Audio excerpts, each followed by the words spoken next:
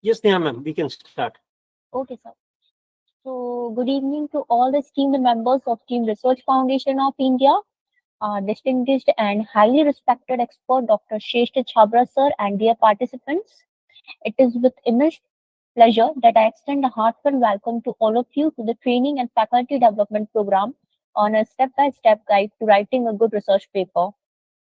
This remarkable initiative is proudly organized by Research Foundation of India and RFI-CARE in collaboration with Shodh Malwa, City University, Punjab, and MKES Khandwala College. We are also grateful for the generous sponsorship from JHRF, Academic Research Guide Association, and Edu Academic Inc.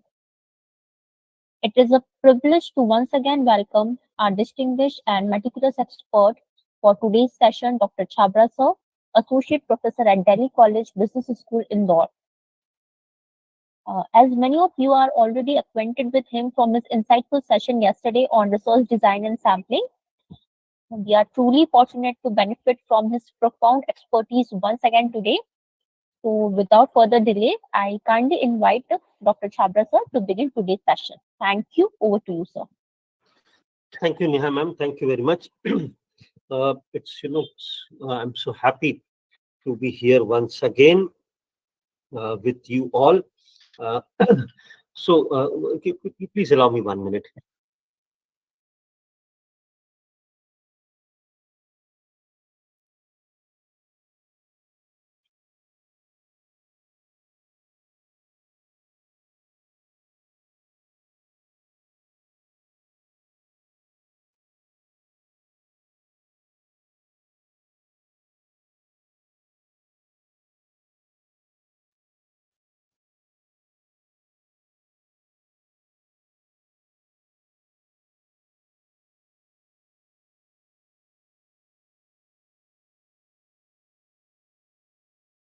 I'm sorry. Good evening, everyone. Good evening, Neha ma'am. Good evening, my fellow team members from RFI, Ajay sir, Jain sir. Good evening, everyone. I'm very happy to meet you all again today on the second consecutive day with a different topic, obviously, uh, research ethics and plagiarism. Okay. I was introduced to this idea of plagiarism in 2008 when I first joined my institution, that is Delhi College.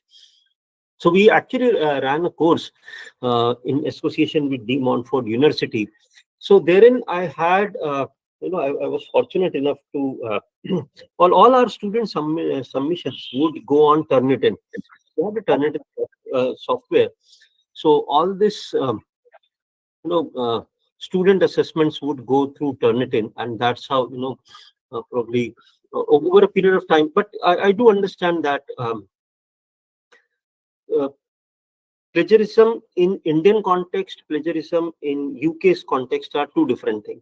So I would largely focus on, on a mix of both, or what I should say, on a common idea of both. Okay, both the plagiarism things. So I would mostly focus on the Indian side because, to my understanding, UK side of plagiarism or the way we deal with plagiarism at the UK university is quite different from what is dealt at the Indian university or the Indian way of dealing with plagiarism. So I would largely stay back, or I would largely stick back with the Indian idea or Indian, way as to how we deal with plagiarism and how, what can we do on this idea of plagiarism. So again, my request would be the same, that let's keep this session interactive so that we all can carry maximum of learning through this 1.5 hour, whatever we are investing. Because I understand, see, after a day's long work, it's actually very, I should say, you are very self-driven, self-motivated type of people who are yet here for 6 to 7:30 type of a session. Uh, it actually needs a courage. That is, if I can, I should have this liberty of using this word. You should actually have this courage of putting in another hour or so after your days long of work in self-development, in developing yourself. So, uh, I salute this spirit of yours. And I would like, that's the reason I would like and make the most out of it. I would like that you carry the most out of it from today's session, or from any session that you are attending around, and so that you actually can go back, implement some of the practices, maybe some part of this. Most of you may not be novice in research. I do understand this idea. Some of you may be, far better experienced in research. So just take it as an experience session, take it as an experiential sharing session types.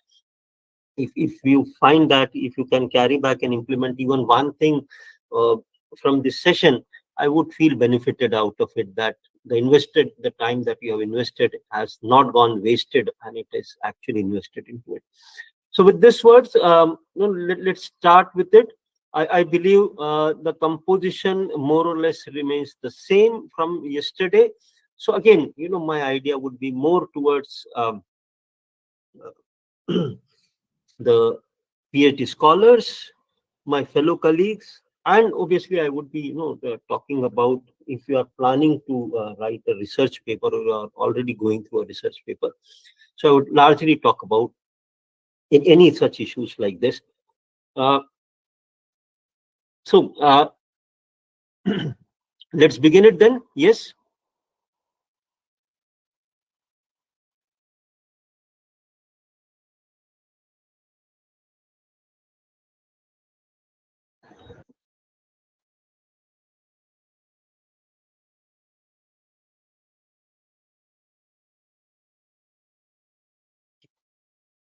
One second, please. Let me share the screen.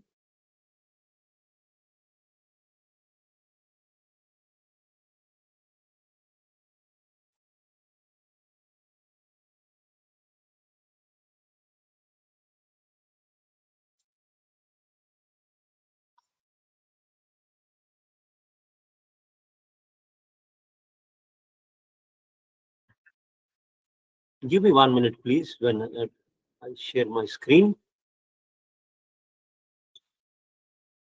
I'm sorry, but it's saying that there is an error that occurred and I can't share my screen.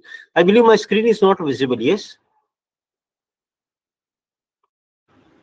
No, sir, screen is not visible. Okay. Okay. Thank you. Thank you, Mark. Thank you very much. 1 second, please. This technological glitch.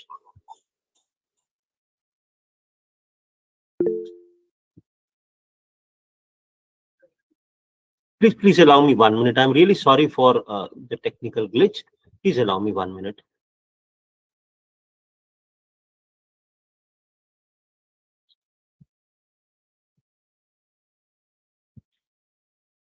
Is it visible now?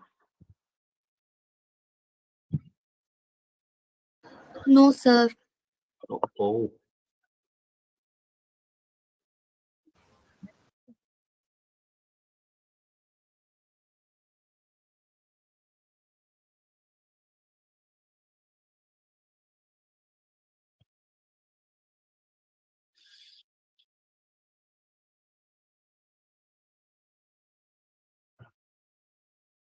Please give me 1 minute.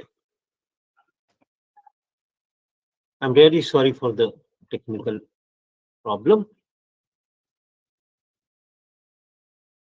Now let me try this.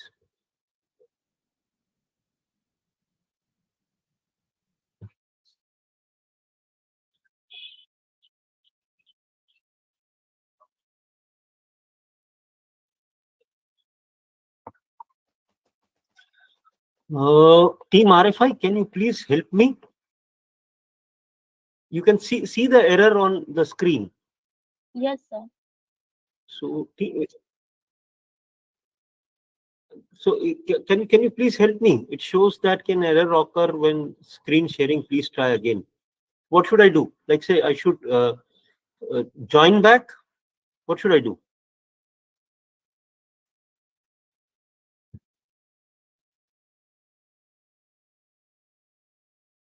That's what I'm saying. That by doing so, I would be able to achieve. Yeah. I'm really sorry, my dear colleagues. I'm really sorry. I would join you back in 2 minutes, please.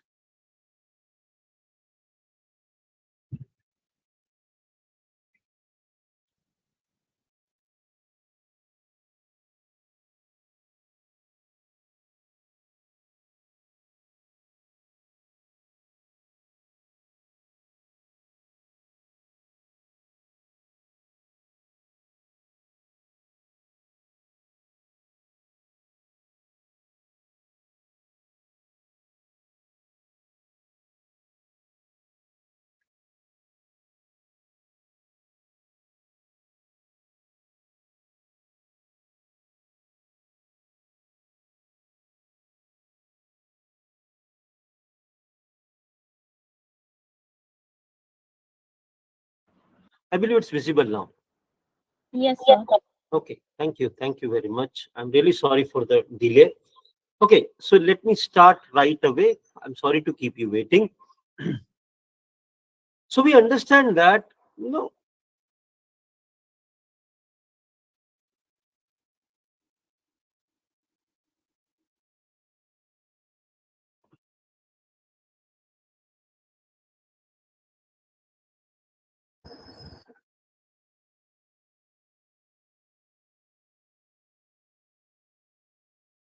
okay, so we understand that we all, do publications for different purposes. I'm not getting into the purpose for which we do publication. Let's not, bother about that. But eventually, if we are publishing something, then it becomes our responsibility to, to publish it in a way, one that, like I told you yesterday, like it adds something to the existing pool of knowledge. Even if you have raised one issue or one point that can give direction to certain things, nothing good than that. Okay. Say tomorrow especially all those who are pursuing your PhDs, they think in a very broader terms. So what if your PhD is used tomorrow by government in framing of some policy? Nothing good like that. Okay. So you can always look out for that thing, because see, ultimately policymakers you can share your say important or excerpts of your thesis, wherein if your thesis contains something that can help government makes better policies, why not? Okay, so think about it. Or of not only government, why only government, any organization. Okay, if you feel that any organization or anyone who can make a better use of your research, you can share it with them. Nothing good like that. So that would always help people in doing their work better. That is my point number one. So in order to do that, there can be always, you can always look out for larger publication terms, publication, the way it has to be done upon, so that you actually maintain that originality of ideas. Okay, I will be coming, but please remember this phrase, originality of ideas. Okay, so I would be talking more about this originality of ideas type. So originality of ideas would always be something which would be very important for any research, in any organization that would be using your research. Okay, so anything that can help people develop new ideas, gather new ways of understanding things, can be a better idea of looking into a publication, or can even your PhDs for that matter. Okay, so there are laid down guidelines when it comes to publication ethics. See, most of the journals, almost all good journals, they follow the COPE guidelines. Okay, COPE. Okay, so code of conduct, a type of code of conduct they follow as far as the publication guidelines or publication ethics are concerned. Okay, so it's always better that you maintain those public, you maintain those guidelines.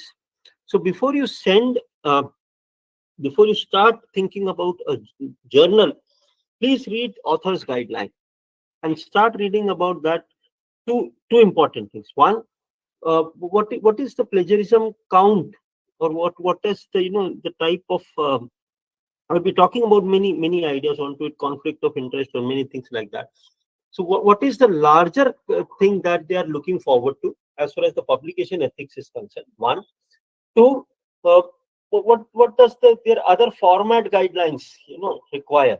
Okay, so format guidelines would be more technical in nature. So make sure that you are following both of these guidelines when it comes to public ethics, or when it comes to a general formatting guideline. So what are the issues when you come over? Why we should be talking about uh, why should we talking about something as publication ethics? Okay, why should we bothered at the first place about publication ethics?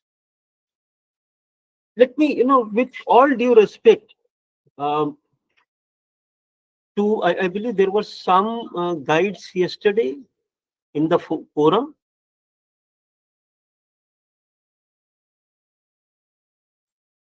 I believe somebody yesterday also raised the hand that he or she is a guide.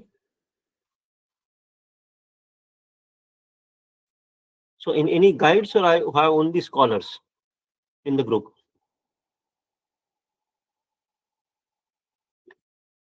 Nonetheless, I'm not trying to blame anyone. Please don't take it as a blame to anyone. With all due respect to all people around, but the thing is that I would start with this thing that how ethics of authorship actually comes into.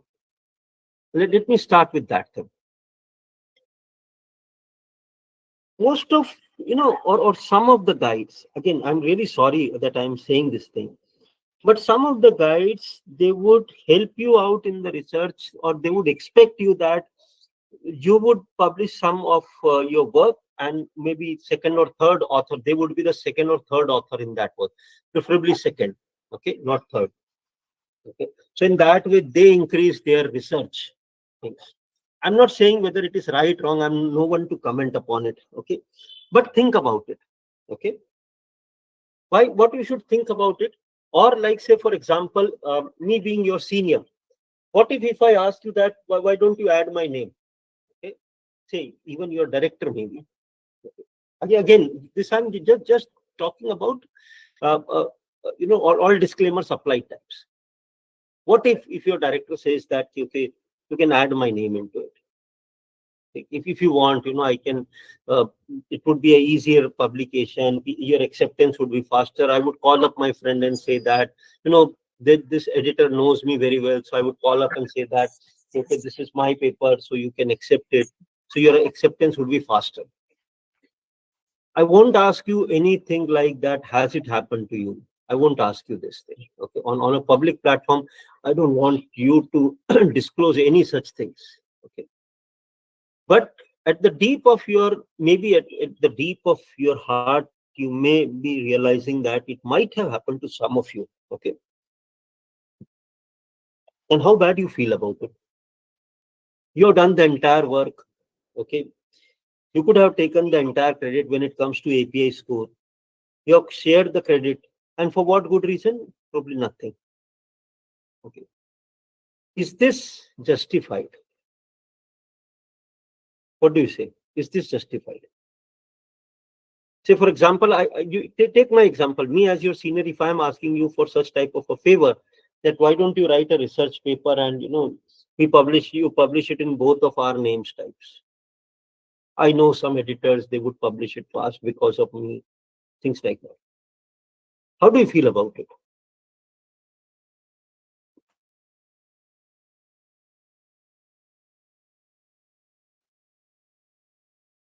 Anyone would like to share?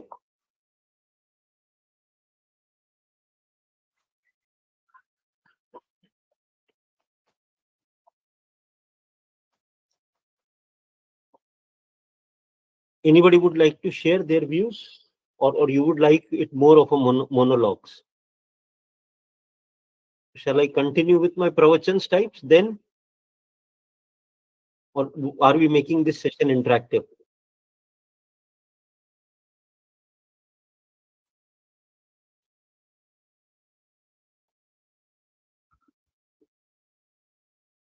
Hello, sir. Yes, ma'am. I'm Malavika from Mumbai. Okay, ma'am. So what you said just now, this is a common practice, where I work. So every time I approach with this kind of request, like add my name, even though that person is from a different branch altogether.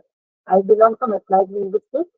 So people like from physics background, they keep awesome chemistry background, so any other background, they keep requesting that you add my name in your research paper. So I bluntly refuse. I said that my research paper will not be accepted if I add your name because it's also totally different branch altogether, different subject. Then there comes all the trouble. So they keep troubling, in many ways the trouble comes in. So, this is what, like if you don't agree to them, they will trouble you. If you agree to them and you publish, and there are some teachers in our department that they have, for mathematics department, And they said that, we have published papers for, our seniors. So math department teacher, they include the name of teachers from physics department as co-authors. This is something which is very common for us. So don't agree, you are not a good books. And yeah, you will be, in a way, you will be mentally tortured in a way. I should use this term. It is actually mental torture. Absolutely agreed, ma'am. So that's what I'm saying. But that's a common practice. You absolutely said it right, Malvika, ma'am. That there is a practice that you create such type of you have to just it's taken as an obligation. Yeah. No, that's I have obliged you by adding your names types. So that's what I'm saying. That before you take advantage of your position, okay, or maybe your seniority, or maybe your guideship, anything like that, before you take any advantage like that, please understand that what have you contributed into it. Okay, if no, then please, it's always a question mark. Okay, at times what we do is that you tell to people, see, one thing, to all the to all the PhD scholars, when you would design your questionnaire, you would be asked to do one simple thing, that is ask the name of the author. Okay, so ask the name of all the ask the name of the respondents, or maybe some identification of the respondent. As a respondent, I ask you, not as a researcher, as a respondent, I ask you, would you give your name?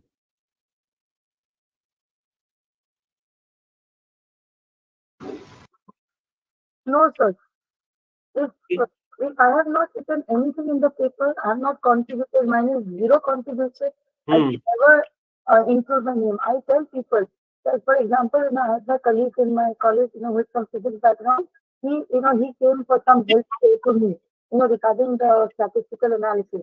So I helped him out with the statistical analysis. He said, "Madam, I will add your name." I said, "No, sir, that is your paper, it is your subject. I don't mind. Absolutely. My name added over there because I have not written anything. I have not contributed anything. I just helped you with the statistical analysis." So that's what I told him. But as a researcher, I have completed my PhD long back in the year 2000. But I just tell you my experience with my guide. My Dr. Yasmin Lutfani, you know, she is a gem of a person, sir. She never said anything like that.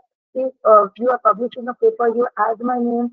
Though she helped me so much in publishing my paper, in the sense, she went through what I wrote, she suggested, many ideas, but she never ever told me that include my name in your paper. That's great. That's great, ma'am. So that's what I'm saying. That we ask respondents to add their name or email ID or some identification, and we write a so-called type of disclaimer, standard disclaimer, that this research is actually used for for an academic purpose. Okay. See, you are using I link it back with yesterday's example. If you are using a case study method wherein you are using the name of the organization, have you obtained due consent from the organization? If not, please obtain it in writing. Email that entire case before it is sent for publication. Email that entire case to the organization, seek their consent, written consent, because most of the good journals, they would like to see that consent before they actually process your paper. Okay, that you have been consented by the organization to use it, as it on basis types. Okay, so they can go ahead and publish it. See, you might have written that case only for academic purpose, but then you might have been talking about various practices in the organization.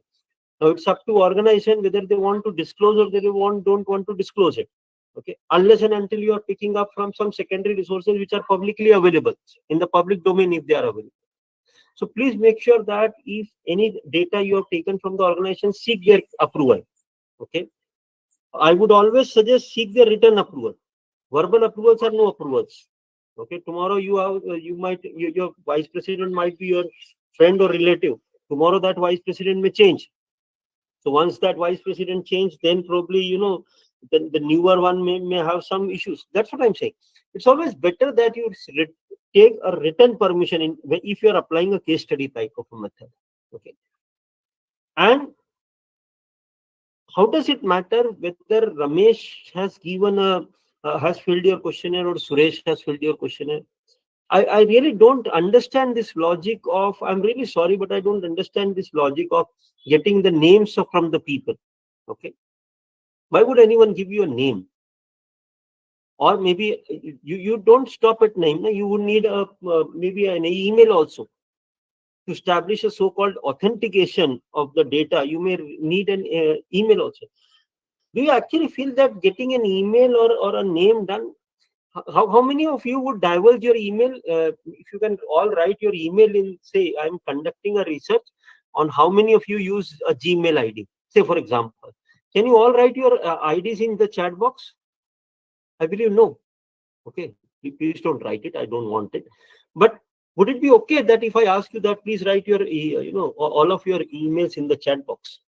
This is a public domain. What I would be doing it. You might have sent it to RFI. That's a part of the registration process, because they would be communicating through that. This you understand. Okay. Say for example, if I go ahead and ask you mobile numbers, that can all of you mention your mobile numbers here. Okay. What for? What for? I should ask you this type of data from you. Okay. If you want to, so both the guides and the researcher come back and tell me, sir, we need it to establish an authentication. How otherwise how would I know that whether it is authenticated or not? Is this the way of authentication? I really doubt over it. You can identify whether the data is, to what extent the data is really filled from the skewness and kurtosis of the data. So that's what I'm saying. Please don't try to do something that is that may raise a question mark. Okay. So tell authors or tell your respondent that how would this data be processed like. Okay. Tell them openly that this would be used in PhD, this PhD data would be published and something like that. If somebody has a question mark on it, okay. I give you my own example. When I pursued my PhD, some of the respondents, they believed that I'm sent by the HR of the company. Some believed that I'm sent by trade unions, or they had their own apprehension. So they would be, some of them were very reluctant in filling up any data. Okay. So, and they told me on the face that why don't you fill up the data, and if you want I can sign over it or something like that, because I fear that you would tell something to my HR. So I wouldn't ask names or anything like that. I don't represent your HR or thing. So I carried my PhD letter, registration letter all the times with me whenever I was in the field to collect the data. I carried it all the times.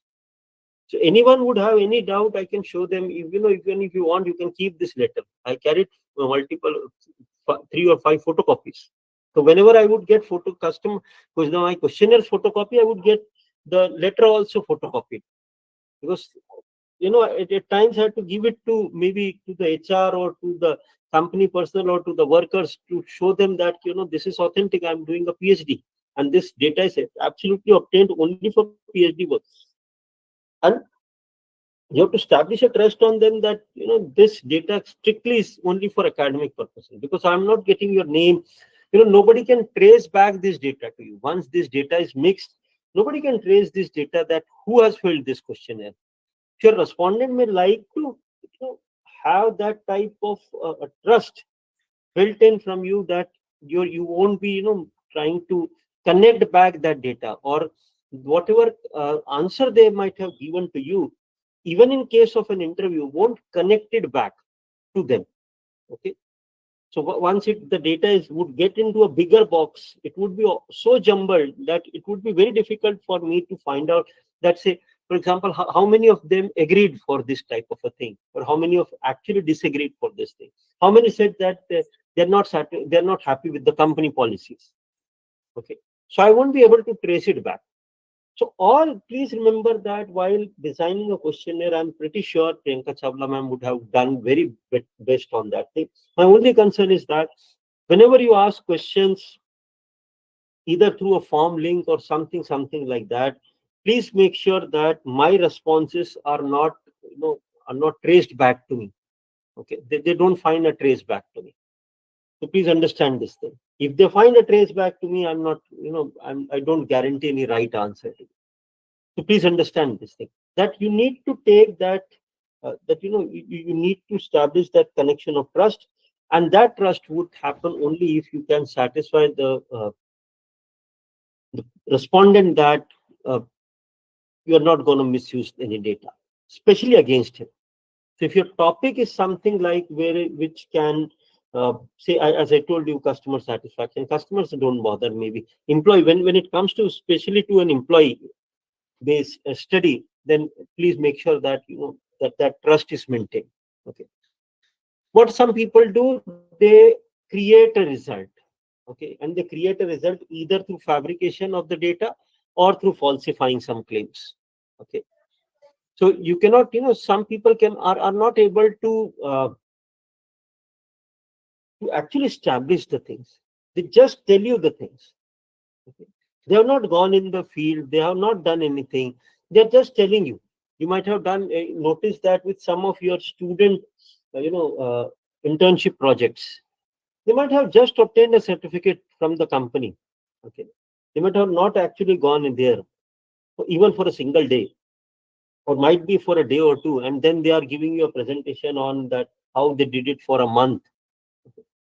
So we are, as teachers, we understand this thing, that whatever is coming out is all fabricated. Okay, there are many claims which are all falsified. So either you present that data in such a manner, because say if say for example, why somebody would falsify or fabricate any data? That may be a question in your mind. That why I would falsify or fabricate a data? You actually got less responses, you increased it more. Okay. That can be one idea. You want to show something in a very peculiar type of a way. Okay, some researchers may be quite management type of oriented researchers, to show management that things are largely good. Okay, there are some hiccups, but those are only small loopholes here and there, but largely things are good. What you do, you would largely create a fabricated, a falsified type of a claim to do so. So that is what is equally when I have got a conflict of interest. Okay. So quite possible that conflict of interest, like say I have, I belong, maybe I belong to a certain type of a community and I'm doing a research. So I may be biased in on that thing. I may be, employed by, at one point of time, I was employed by the company on which I am planning a research, or, my ex people are helping me with research. So anything like that, okay, anything of that sort can create that fabrication and falsification in your research. And believe me, when it comes to PhD, okay, when it comes to PhD, it becomes very easy to gauge it, that to what extent people would ask you some questions and they would, just pick it up that you are, this data is not, this data is a question mark. What you are trying to infer from the data does not speak up in the same language. Okay, so you just made the data to speak, but the data is something very different. Okay, so that is where accuracy of data. So please understand that that data accuracy can be a question mark in many types of uh, research. So please avoid such type of things. Plagiarism, I would deal in it with greater length. As of now, I'm leaving it. What some people do, some people would submit the same paper to multiple journals. And citing the reason, what is the reason for submitting it to multiple journals? Because they want an early publication. So that's what I said. It's always better that you refer to the guidelines. Okay. You refer to the submission guidelines, or if there is nothing written, that what is a lead time, how much time can it take? All good journals would tell you the average time that it takes a paper to, by the time you submit it and by the time it is published. So what is in general time? What you say as turnaround time. So they would give you a turnaround type of a detail in most of the cases. If that is not given, please, either email them, okay, Ask them that, if how much time it is expected to take. If everything goes good, or in a normal review process, how much time does it take? So say they say that could take, say, 3 months. If you can wait for 3 months, it's good. Else, suppose some else other journals, or if you're submitting to a journal which says that they already have a waiting of an year.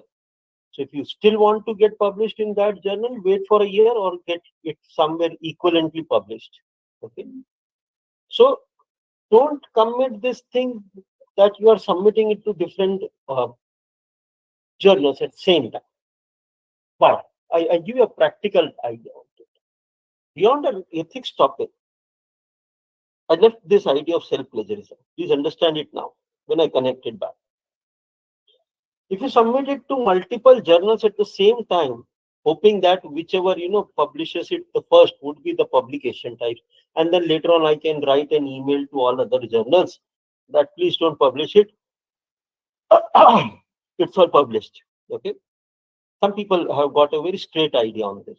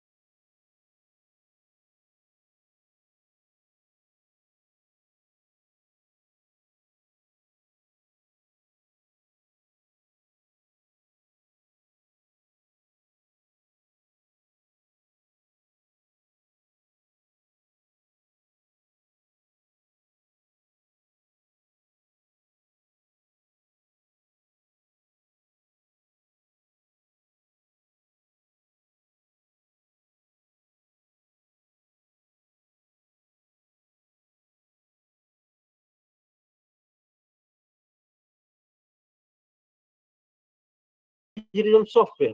Yes, you can go ahead and check it. Only two, cautions I would like to raise it.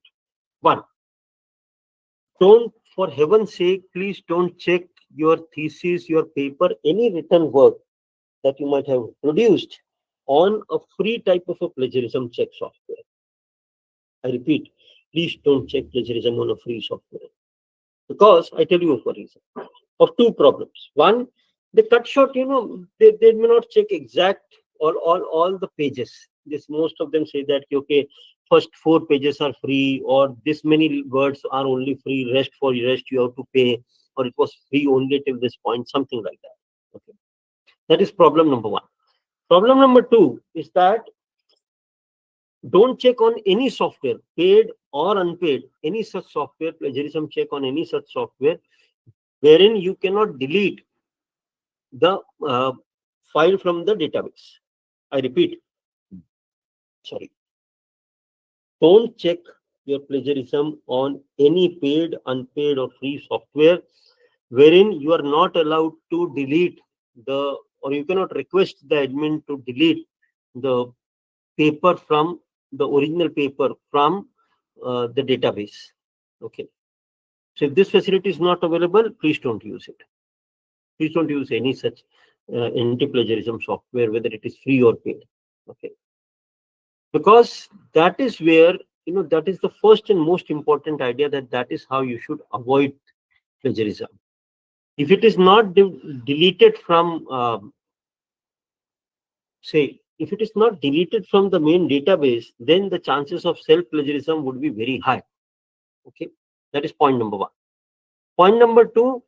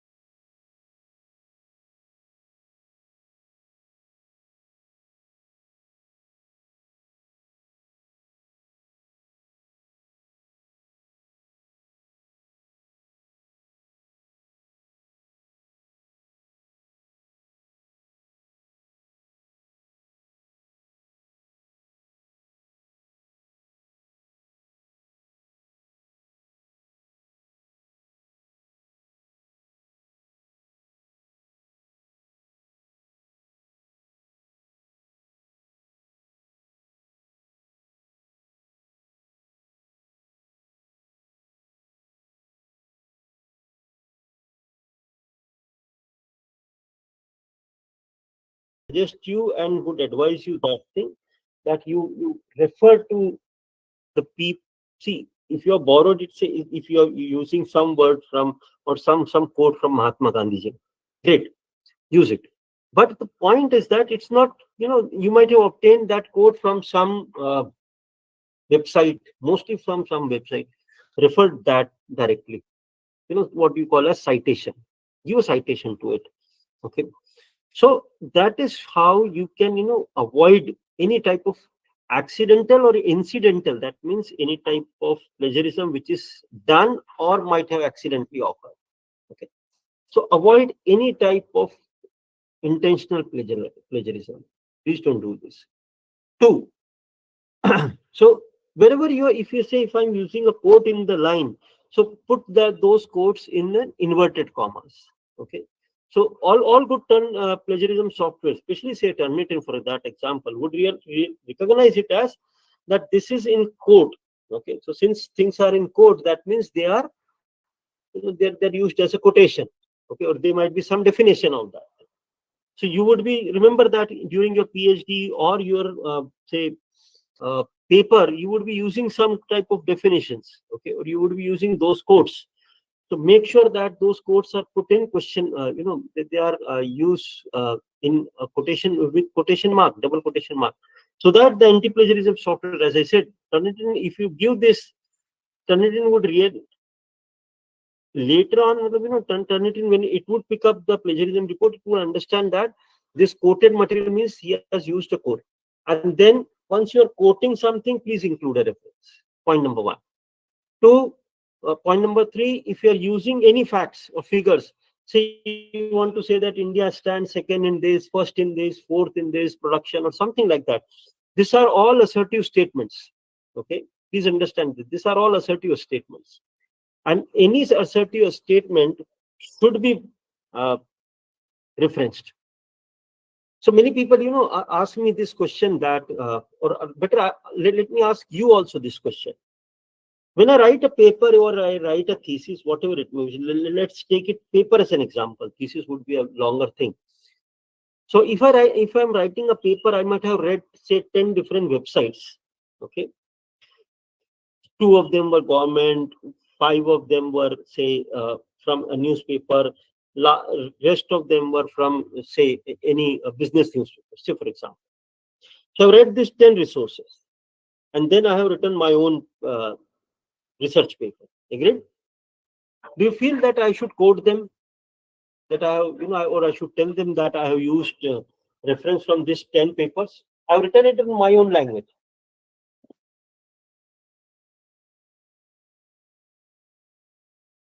We need to tell, sir. What do you say? We need to cite them. Why? Even Why if it is an own language, we have to mention. Why I should ask? Let me ask you another question, Varsha.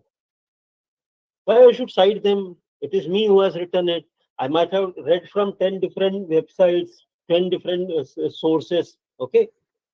But the idea you got from that source only, right, sir? It is not our own idea. But I have written it in my own language, no? No, we just paraphrased it. That's all. So what is wrong in that paraphrasing? I have paraphrased it. Now it becomes my idea. You're getting my point, Varsha? That out of these 10 things, I collected, I read these 10 things, I wrote all this, now this is my contribution. Otherwise, if I would keep referencing everything, what would be my contribution? Did you got my question, Varshama? Yes, sir. Yes. Okay, now answer me. What would be my contribution then?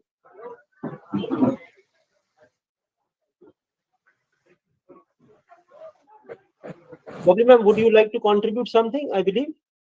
Yes, sir. Yeah, please go ahead. Thank you. Sir, there are 2 reasons. Firstly, it is authentication of the data. That is, it belongs to something. And Absolutely. secondly, we need to give the credit to the person where we have taking the ideas. And third thing, your question, the last question you were asking, why it is, what is our contribution?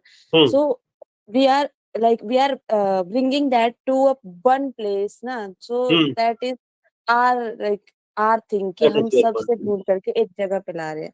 Brilliant. So both Varsha ma'am and Bubbly ma'am, both of you, your answers are absolutely right. Why I asked these questions to you? This question was asked by one of my, research scholars.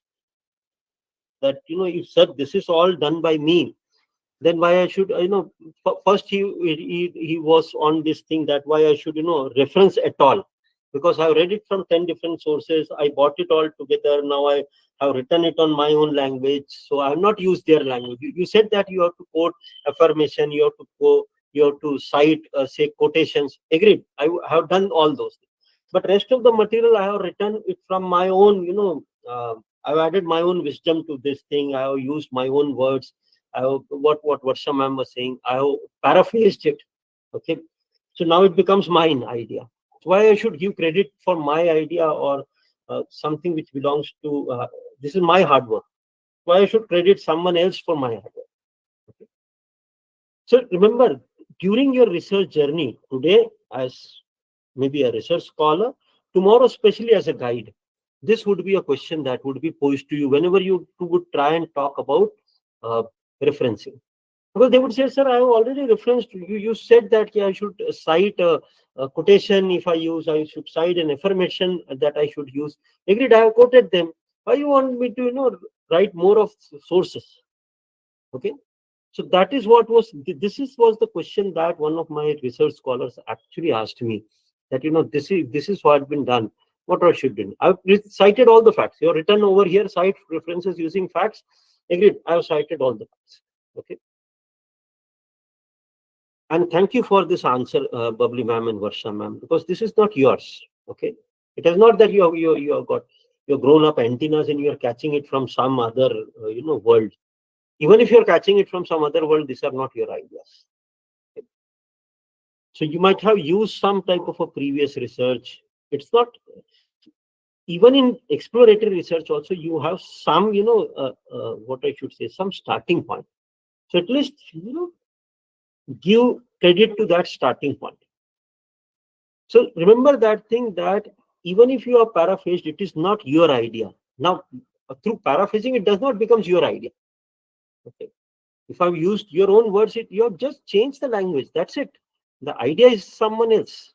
Okay, it's someone else's idea. So that is the reason. And thank you, Bubbly ma'am, that this, what is your contribution? Two contribution. If it, you actually want to understand your contribution, there are two contributions. One, as Bubbly ma'am rightly said, you brought all these resources together. Two, so that means, what you have done, you have actually brought in all the pieces of the research which were shed always. You brought it in all at one place. Good. Two, when you would write, if you remember, I told you, when you would write your discussions, that is where you can actually, write something. That is essentially your contribution in the research. That what you can infer from the data, you can draw many insights from the data. You can catch up many ideas from what the data is suggesting you. What practices you might have observed. That is your contribution. If you're talking in larger terms, in terms of your PhD contribution. Okay. So while going to the respondent, you might have observed many things. Okay. So that observation is your own. That opinion is your own. Okay. What you are inferring from the data, what the data might tell you, or what the data is indicating, that may be your, but an unbiased opinion. Please understand this thing. Okay. Because opinions again may not be a part of may not be a part of fundamental research, because opinions obviously are opinions. They may or may not be grounded. It's always a question mark regarding your opinion. So forget about your opinions, but you're based on the data. What can you infer out of it? What does your brain suggest? That is what actually is your contribution. Okay. So use a range of sources for two good purposes. One, when you would use range of sources, then one, you can obviously say that, what even in our university terms, what we call it as the depth of referencing. So if the depth of referencing is good in your paper or in your PhDs, then this indicates that you have referred to many resources, many sources. Okay, that is point number one. So that's always a plus one.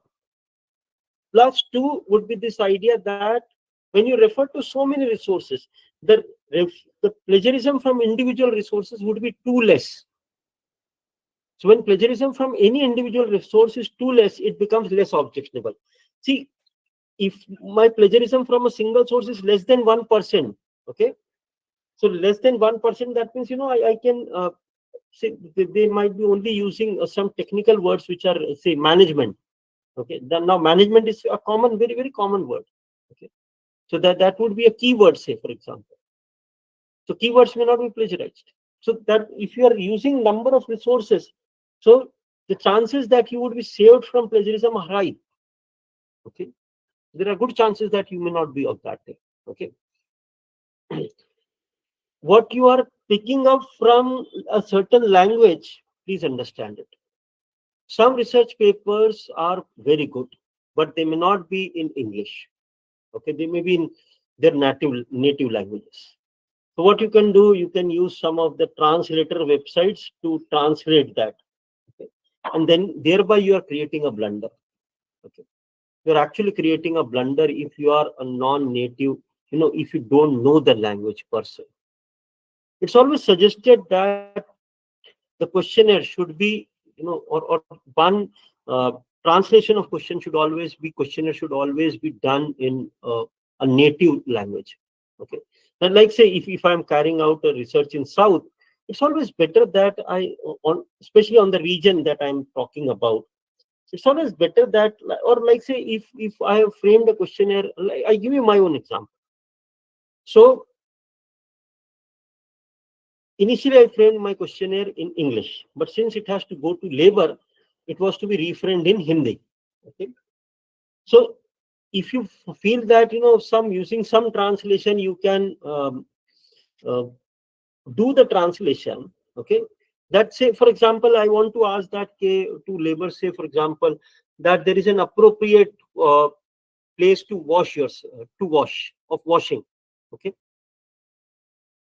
washing what? Okay. Now translate it in Hindi. Is there an appropriate place to wash? धुलाई करने की उचित जगह या जो भी वो translate करेगा, okay, उपलब्ध है. The problem is that you may say, what is wrong in this? The problem is that the act is not asking for dhulai ki jagah. No, the act is asking for that, after work you may like to wash yourself. So you may be working in grease, you may be working in oil, you may be working in some dust or fumes or something like that. So after working, you may have a place where you can open that tap and wash yourself. Okay, so is that place available? I hope you are getting my point. So dhulai ki jagah or washing place is quite different from self-cleaning place. I hope you are getting my point.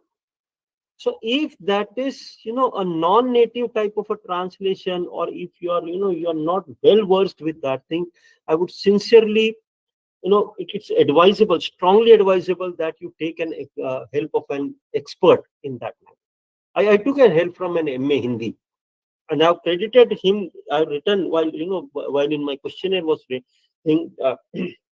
in my research methodology part, I've written it very clearly that this person who is an MA Hindi has actually helped me in translation of the questionnaire from English to Hindi. Now I had written that how I finalized my questionnaire. So please make sure that if you are a non-native, if you are not well versed with that language, even if you are native to that language, you may not be well versed with that language. No problem. Take an expert help in that, even if you are paying that thing. Okay, and write it, mention it that in your PhD thesis or in your paper, that for this purpose this is what it would mean. Okay, and this is how it was translated into a certain other language. Okay. So, any questions on regarding this? Okay, so as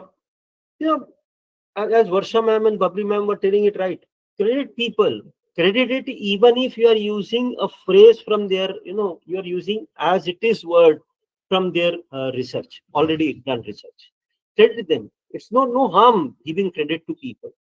Okay, don't be under impression that if I credit people, people would tomorrow question me that what have I done in that research. No, people know your contribution. Okay, so by not crediting it, you are taking yourself into trouble. Okay? And that can be a bigger trouble. Let me suggest you this thing. Today we all live in the world of internet. Okay? So even if your journal may be a print type of a journal, some part of it goes online, at least the abstract part of it. So people can pick it up from from a very easy source, that what was this paper all about. Okay, it's no point, give people credit of their ideas. That would not lessen down your efforts into it. Okay, I already talked about anti-plagiarism software check. Okay, and I already explained you this idea that understand that what percentage is allowed and what is the interpretation of that percent.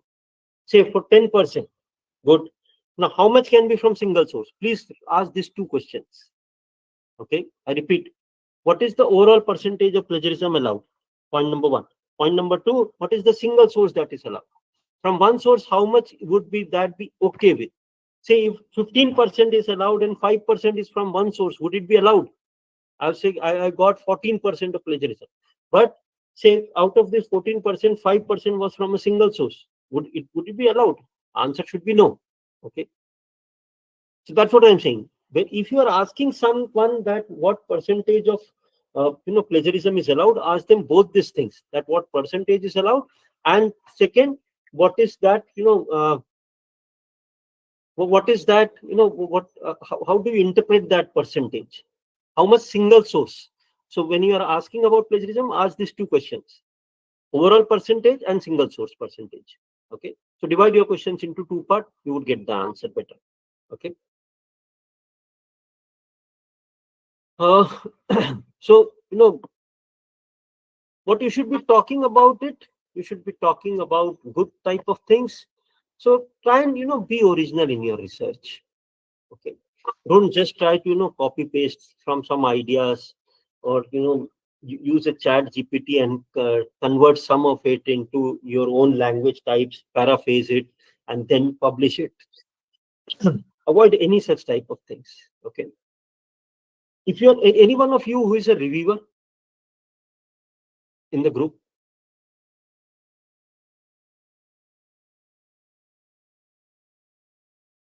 anyone who, if someone of you who is a reviewer associated with any journal?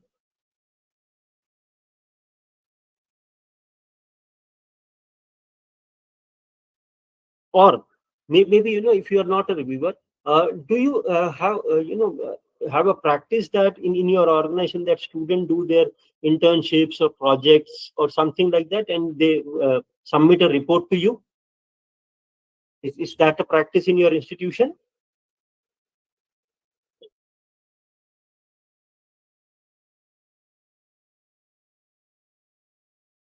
Usually it happens in engineering and management colleges that students undergo a research, say their internship or something like that, and they present it. If that is so, in any such cases, this is a temptation. Please understand this thing.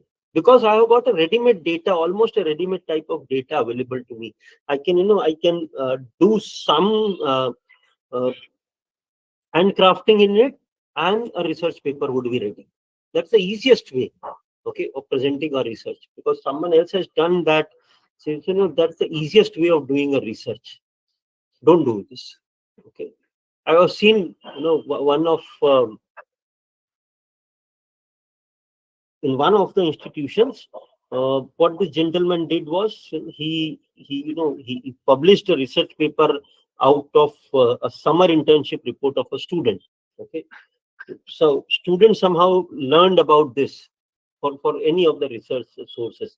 She might have, or he or she might have learned out of it, and she learned that this exactly almost the similar type of things was published in a certain journal without her name.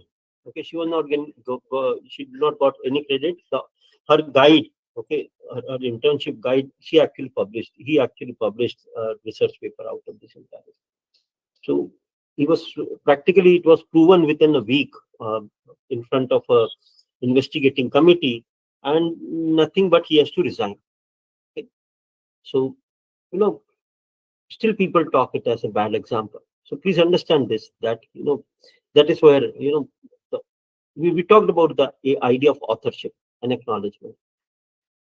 Keep even if you are doing it, you want to publish, say your some of one of your student has done a very good summer internship report, you want to publish it as a paper, very good, go ahead. Add the name of student also, and tell him beforehand that this is what you would be doing, or this is what your intentions are of doing it. So go ahead, do it. Okay? It's always better that you can give acknowledge, you have obtained necessary permissions, you have given those people acknowledgement, tell them that this is what you would be doing. Okay, not that you would just resetting it or reformatting it and sending it to some journal. No, please don't do that. Tell them that what would be your contribution. Okay, even as their faculty, what would be your contribution to their to convert this summer internship project into, or this project or this paper into a research publication. Tell them that. Do it. Show them. Okay, tell them that, okay, this is what I am sending it to it. Keep a record of it. Maybe send them on their email. Okay, that this is what I am sharing. You are you are picked up as a second author. This is what I have done, and this I am sending it to this journal for publication, and then send it. Okay, if you want to obtain a written permission, that's okay. Else send it.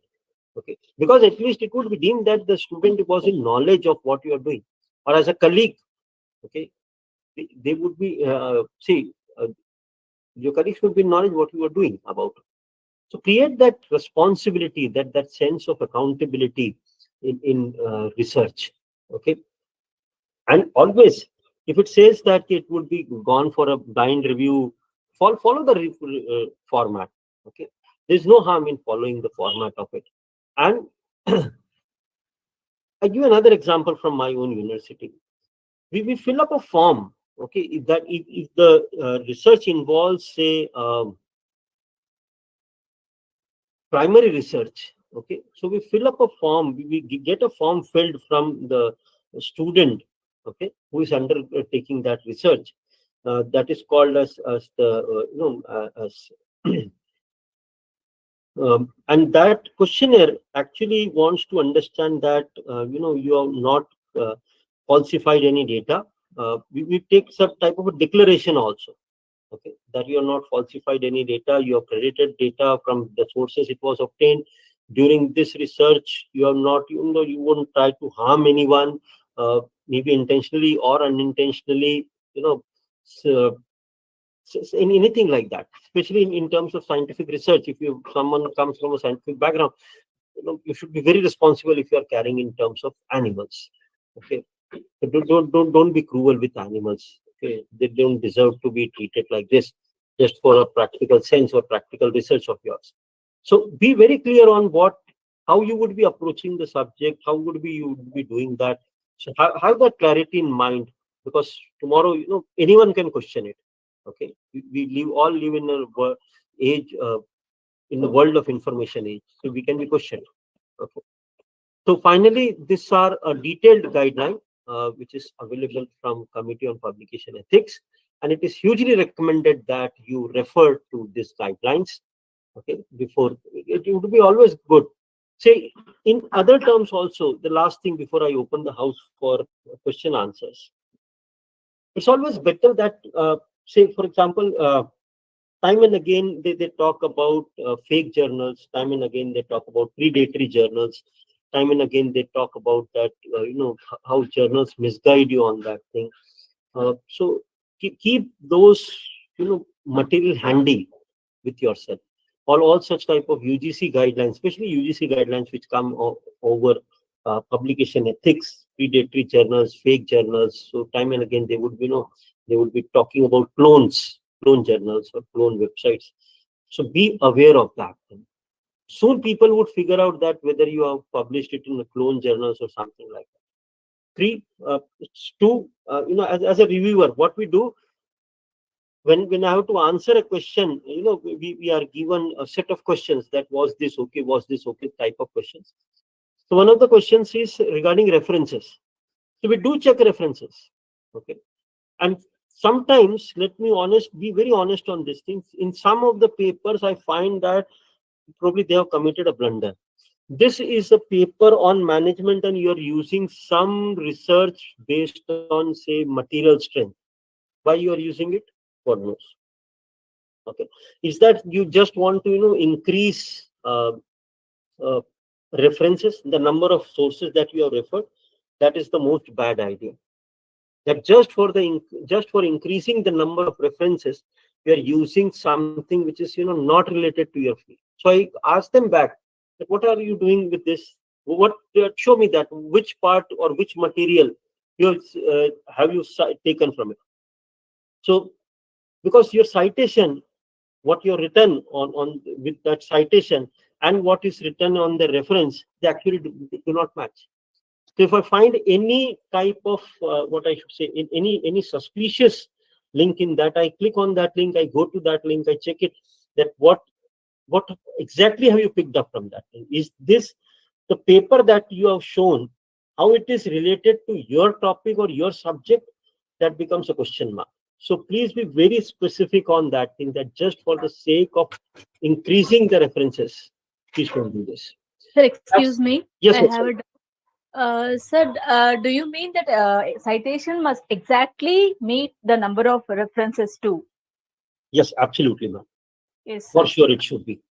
Thank Because you. if that is not meeting, then there is some false. Either you have given a wrong citation, you have forgot to give a citation. It happens in many of my student assignment. I have noticed it, that they have not given a citation, but they have put a reference. But Fine. my question is that, Varsha ma'am, if you're not cited it, how can I Yeah, we locate, can't put it in reference also. how can I locate it in your, I am not a god that I can locate it from that thing, or I should derive a meaning out of it that, okay, this part refers to this thing. Okay. I would not be checking all references in a good paper. There can be even 40-50 references. Okay, as a reviewer, I am telling you, I cannot check all the 40-50 references. And this is my last caution. If you are a reviewer in any of this thing, I write a peculiar line to all my editors that I believe the journal would have checked the plagiarism report. It is within the acceptable limits. Okay, so provide this disclaimer to editors or to whomsoever it may concern types, that I believe that you might have done this, and I'm not, I'm not looking into the plagiarism part. I'm just checking the content, the subject matter part. You have asked me on the subject matter part. So, don't try to, tick on that plagiarism thing. Leave it blank. Write in one of the journals, I remember, I did not tick it. I wrote in front of that I believe that journal might have. Either you share that plagiarism report with me. If you want me to tick it, share that plagiarism report with me. Let me have a look at the plagiarism. If not, if it is with you, you're happy with that thing, go ahead and publish it. Okay, I'm not going to put a tick on this. So be very peculiar on what you are accepting, what you are not accepting on these things. Okay. Thank you very much. The house is now open for question answers. Neha ma'am, over to you.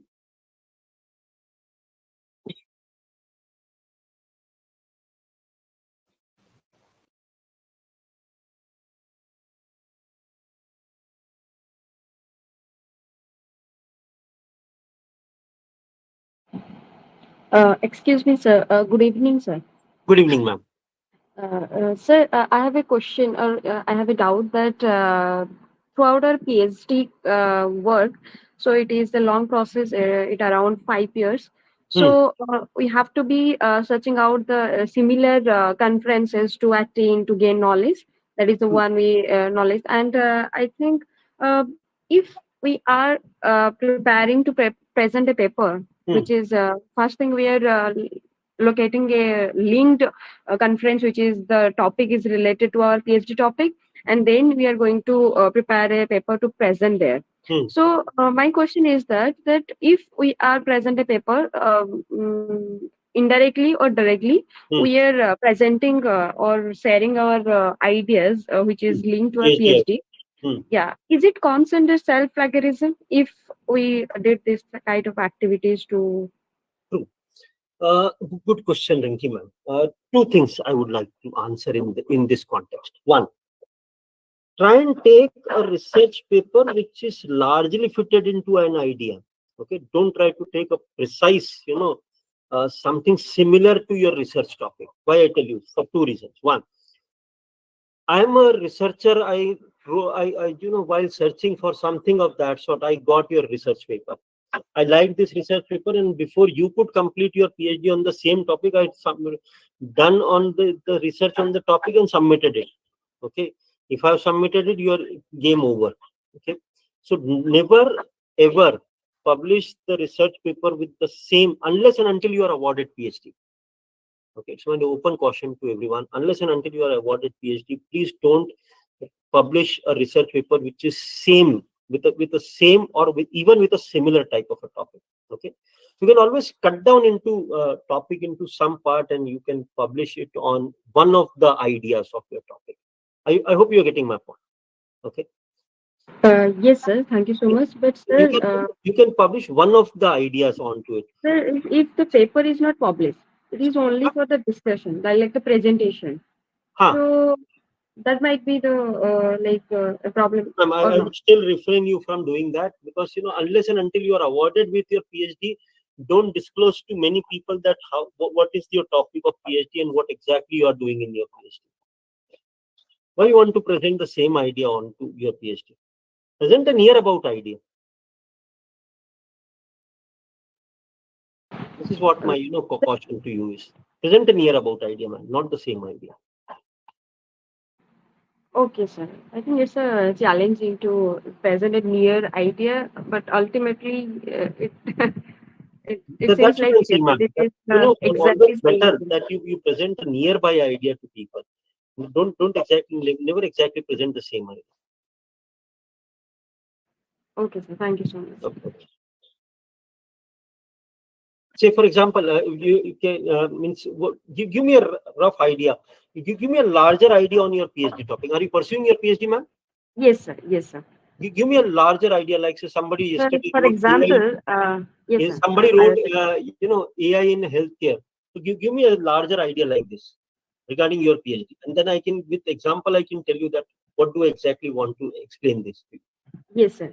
For example, I'm pursuing my PhD degree on gender studies. Gender Okay. studies. Okay. Yeah. Now, And exactly, what exactly now in gender studies. So you might have picked up one idea onto gender studies. So close idea to that gender studies. Okay. You getting my point? So something closer yes, idea to that gender studies, you can obviously go and present, or you can publish a research paper. That's it. Until you are awarded your PhD, don't do that. okay, sir. Simply, we can attain that conference to gain the knowledge, but it's Absolutely. better to avoid the publication and also present the paper. Yes, yes, yes. Refrain from both the things. Okay, sir. Thank you so much. Thank you, ma'am. Any other question? Anyone?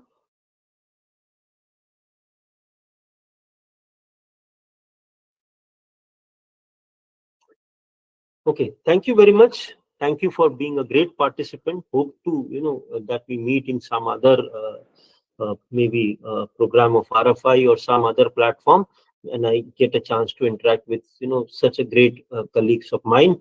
So all those who are pursuing their PhDs, all the best, and have a great time pursuing your PhD.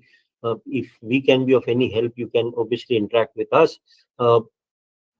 I extend all my best wishes to you, and to all my colleagues. It was nice talking to you over these 2 days, and thank you once again, RFI, Ajay Jain sir, Saurabh Jain sir, Ashok sir, everyone from the RFI family, and especially to Neha Jain ma'am for conducting such a great session. Thank you very much.